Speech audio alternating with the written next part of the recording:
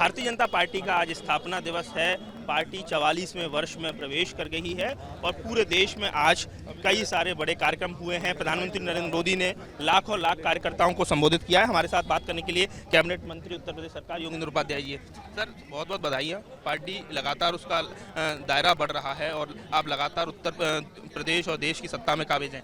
क्या मैसेज देना चाहेंगे आज कार्यकर्ताओं को? देखिए, आज स्थापना दिवस है और स्थापना दिवस के अवसर पर जो पार्टी 2 से लेकर आज पूरे देश में परचम लहरा रहा है, 2 MP हुआ करते थे कभी और उत्तर प्रदेश में 12 MLA हुआ करते थे, आज पूरे देश में भारतीय जनता पार्टी का परचम लहरा रहा है। ये कार्यकर्ताओं की मेहनत, परिश्रम और लगन का ही परिणाम है। आज मोदी जी ने भी उसी संदेश को दिया है और ये खास तौर से बताई है कि हमें अपनी जड़ों से अपनी समस्या का निदान ढूंढना है। उधार की हुई से हमारी समस्याओं का निदान नहीं होगा। क्या लगता है सर, आज हर एक कार्यकर्ता के घर पर झंडा लगाया जा रहा है? प्रधानमंत्री ने अपील की है, राष्ट्रीय अध्यक्ष ने भी कहा। हर कार्यकर्ता का स्वाभिमान है हमारा ध्वज, तो वो लगाना उसके स्वाभिमान का प्रतीक है। उनके आह्वान पर पूरा देश खड़ा होगा। कुछ पॉलिटिकल सवाल ले लिए जाएं। सर, रामकथा हो रही है कोठी मीना बाजार मैदान में, तो स्वामी राम भद्राचार्य हैं जो उन्होंने कहा है कि इसका नाम बदलना चाहिए, इसका नाम सीता मैदान होना चाहिए और नाम बदलने की सियासत ये पहले भी रही है। उनकी भावना है। आप सर इसको आप सहमत? उनकी भावनाओं का मैं आदर करता हूँ। उसके साथ ही सर कल एक बात उन्होंने और कही कि मिले मुलायम कांशीराम। उन्होंने बोला कि मरे मुलायम कांशीराम, अब बोलो जय श्री राम। इसको लेकर समाजवादी पार्टी कहीं ना कहीं ऑब्जेक्शन जता रही है कि संतों को राजनीति नहीं करनी चाहिए। तो ऐसा है, संत अगर राजनीति में नहीं होंगे तो राजनीति मुलायमवादी राजनीति बन जाएगी। इसलिए संतों का अंकुश जरूरी है। सत्ता और संत एक दूसरे के पूरक है। जब तक संतों का अंकुश सत्ता पर नहीं होगा, सत्ता बेलौस होगी। क्या लगता है तो कुल मिला के ये राम भद्राचार्य जी ने जो बात कही है मंच से, इसको क्योंकि अभी हाल ही में कांशीराम की प्रतिमा का अनावरण खुद पूर्व मुख्यमंत्री अखिलेश यादव ने किया, तो कहीं ना कहीं जो दलित आइकन है उसको अखिलेश यादव अपनी तरफ खींचने की कोशिश में सोशल बेस बढ़ाना चाहते हैं। देखिए, वो वोटों की राजनीति करते हैं और संत लोग समाज के लिए संदेश देते हैं। कैबिनेट मंत्री योगेंद्र उपाध्याय जी, उनका कहना है कि अगर संत राजनीति में नहीं होंगे तो राजनीति बेलौस हो जाएगी। और आज इस समय बीजेपी का स्थापना दिवस है। तमाम जो कार्यकर्ता हैं, तमाम जो पदाधिकारी हैं, इस समय मिष्ठान वितरण हो रहा है। बीजेपी सेलिब्रेट कर रही है इस कार्यक्रम को बड़े स्तर पर। और भी लोग हमारे साथ क्या कहना चाहेंगे, किस तरह से स्थापना दिवस है और उस पार्टी का जिस पार्टी ने राष्ट्र नीति को राजनीति बनाया हो, लेकिन राजनीति हम राष्ट्र नीति के लिए करते हैं। आज स्थापना दिवस है उस पार्टी का जिसने भारत माता को परम वैभव तक पहुंचाने का संकल्प लिया है। आज स्थापना दिवस है उस पार्टी का जिसने दलित, शोषित, वंचित उनके विकास की बात कही है। आज स्थापना दिवस है उस पार्टी का जिसने भारत को एक अभिशाप जो 370 था उससे मुक्त किया है। और भी कार्यकर्ता हमारे साथ है। क्या लगता है, आज आप युवा कार्यकर्ता हैं और आज बड़ा सेलिब्रेशन भारतीय जनता पार्टी अपना स्थापना दिवस मना रही है। ये स्थापना दिवस उन सभी कार्यकर्ताओं के द्वारा, जिन कार्यकर्ताओं ने 2 विधायक 2 सांसद से जब ये पार्टी चली और जिन्होंने अपना तन मन धन दिया, उन सभी को मैं शुभकामनाएं प्रेरित करता हूं। और उसी के साथ भारतीय जनता पार्टी का प्रत्येक कार्यकर्ता इस स्थापना दिवस पर प्रण ले रहा है। 2024 में पुनः मोदी के नेतृत्व में मोदी को तमाम जो महिला कार्यकर्ता भी हमारे साथ हैं। मैम, आपसे ही बात करेंगे। पार्टी आज 44वें वर्ष में प्रवेश कर गई, क्या कहना चाहेंगे? जी बिल्कुल, पहले तो मैं सभी देशवासियों को, सभी कार्यकर्ताओं को बहुत बहुत बधाई देती हूँ, बहुत बहुत शुभकामनाएं देती हूँ। और ये एक स्वर्ण युग है। भारतीय जनता पार्टी के नेतृत्व में हम सब काम कर रहे हैं और हम सब बहुत खुश हैं। और हम निश्चित रूप से कह सकते हैं कि आगे भी जो आने वाला टाइम है 2024 में भी हम आ रहे हैं, तो निश्चित रूप से और अच्छे रूप से कमल खिलेगा और सब एक सुख समृद्धि के साथ। जैसा आज हनुमान जयंती भी है, तो आज वैसे भी बहुत पवित्र दिन है, तो ये एक अच्छे वो है कि भाई आज हनुमान जयंती के दिन हमारी पार्टी की स्थापना दिवस भी मनाया जा रहा है। और भी महिला आयोग की सदस्य भी हमारे साथ है। जैसे क्या बीजेपी का स्वर्णिम काल माना जाए? प्रधानमंत्री ने कहा कि राष्ट्र सर्वोपरि की भावना को हमेशा प्राथमिकता देनी है। राष्ट्र सर्वोपरि की भावना को लेकर ही भारतीय जनता पार्टी अपने स्थापना काल से लेकर आज तक चली आ रही है। इसमें निरंतर 43वां स्थापना दिवस और भाजपा जो 2 सीटों से लेकर राजनीतिक दलों के बीच में चली थी, आज विभिन्न प्रदेशों में सरकार और केंद्र में निरंतर सरकार, और उसके साथ एक समग्र भारत का सपना, आत्मनिर्भर भारत का सपना, सशक्त भारत का सपना। देखिए, तमाम जो महिला कार्यकर्ता, तमाम जो कार्यकर्ता हैं संरक्षित कार्यालय पर डटे हुए हैं। भारतीय जनता पार्टी की तरफ से हर कार्यालय पर, चाहे वो महानगर इकाई हो या उससे ऊपर की जितनी भी इकाइयाँ हैं, कार्यक्रम रखे गए हैं और उसी क्रम में ब्रज क्षेत्र कार्यालय में आप देख सकते हैं बड़ी संख्या में कार्यकर्ता जुटे हुए हैं। कुल मिला के उन्होंने प्रधानमंत्री नरेंद्र मोदी का संबोधन भी सुना है। 6 अप्रैल 1980 को मुंबई अधिवेशन में भारतीय जनता पार्टी की स्थापना हुई थी और इमरजेंसी के दरमियान जनसंघ का विलय जनता पार्टी में हो गया था और उसके बाद 1980 में जो मूल जनसंघ है उसका नाम बदलकर भारतीय जनता पार्टी रख दिया गया था। तो आज 43 साल पूरे हो चुके हैं। 44वां की वर्षगांठ जो फाउंडेशन डे है उस पर आज बीजेपी के तमाम कार्यक्रम पूरे देश में देखने को मिल रहे हैं।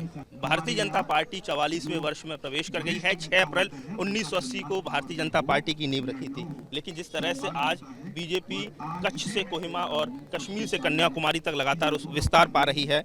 फाउंडेशन डे पर बात करने के लिए हमारे साथ ब्रज क्षेत्र अध्यक्ष दुर्गविजय सिंह शाक्य जी हैं। सर, क्या लग रहा है? एक बड़ा दिन है आपके लिए। प्राइम मिनिस्टर ने भी कहा है कि राष्ट्र सर्वोपरि की भावना से हमें साथ लेकर आगे बढ़ना होगा। देखिए, भारतीय जनता पार्टी की जो यात्रा है वो बहुत संघर्ष की यात्रा है, बड़ी तप की यात्रा है, बहुत त्याग की यात्रा है, बहुत संघर्ष की यात्रा है।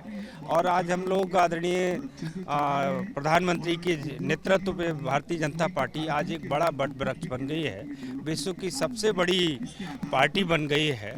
लेकिन इस दौरान 1980 से लेकर अब तक तमाम लोगों ने अपने सुख चैन और घर परिवार बहुत सारी चीज़ों को छोड़ा है।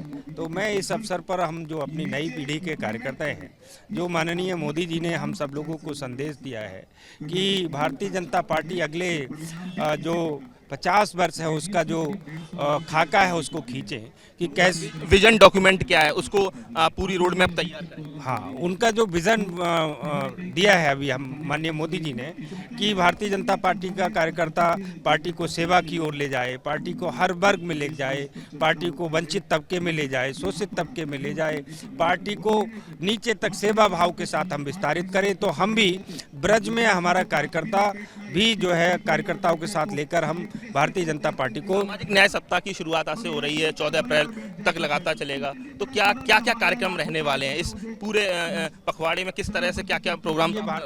भारतीय जनता पार्टी 6 अप्रैल आज से लेकर 14 अप्रैल तक सामाजिक न्याय पखवाड़ा मना रही है।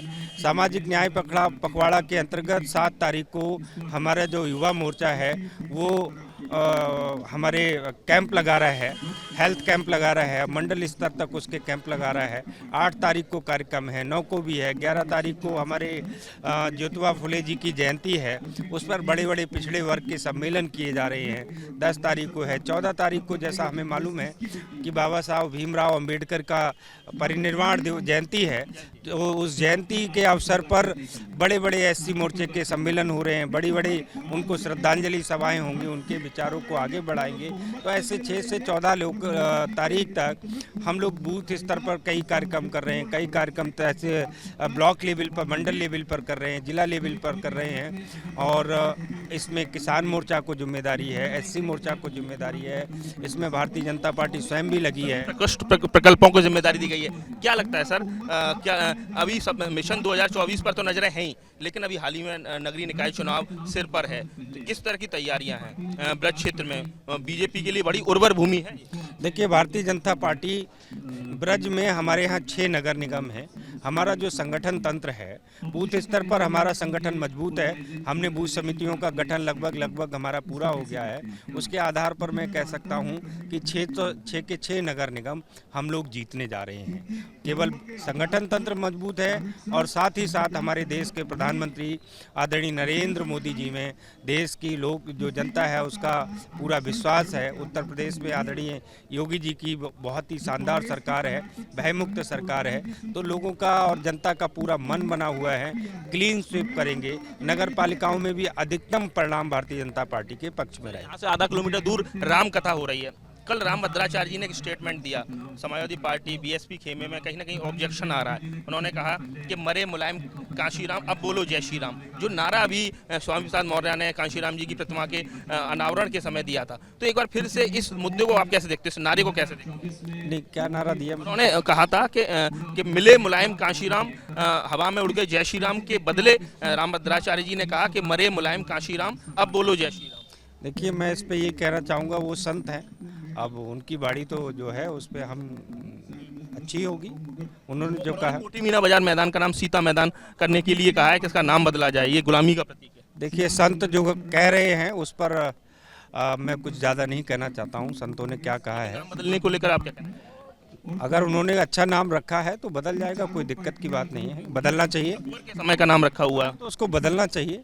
और बहुत ही यहाँ के सिद्ध संत हैं, अगर उन्होंने कोई अपने मुख से श्रीमुख से बात कही है तो निश्चित रूप से मुझे लग रहा है भगवान इस योजना में हनुमान जी पूरा करेंगे। कौन से कराएंगे, किससे करेंगे, योगी जी करेंगे, मोदी जी करेंगे, लेकिन वो बात पूरी जरूर होगी, मुझे ऐसा लगता है। नाम बदलने की सियासत तो आगरा में देखने को मिल रही है, लेकिन फाउंडेशन डे भी भारतीय जनता पार्टी का आज है। जगह जगह कार्यक्रम हो रहे हैं। ब्रज क्षेत्र कार्यालय में भी आज बड़ा कार्यक्रम देखने को मिला। बड़ी संख्या में कार्यकर्ताओं ने प्रधानमंत्री का वर्चुअल संबोधन सुना। तो कुल मिला के कहा जाए बीजेपी पूरी तरह से संगठनात्मक कहा जाए उसका जो ढांचा है पूरी तरह से मुस्तैद है और नगर निकाय चुनाव सामने है। आगरा से नितिन उपाध्याय, एबीपी गंगा।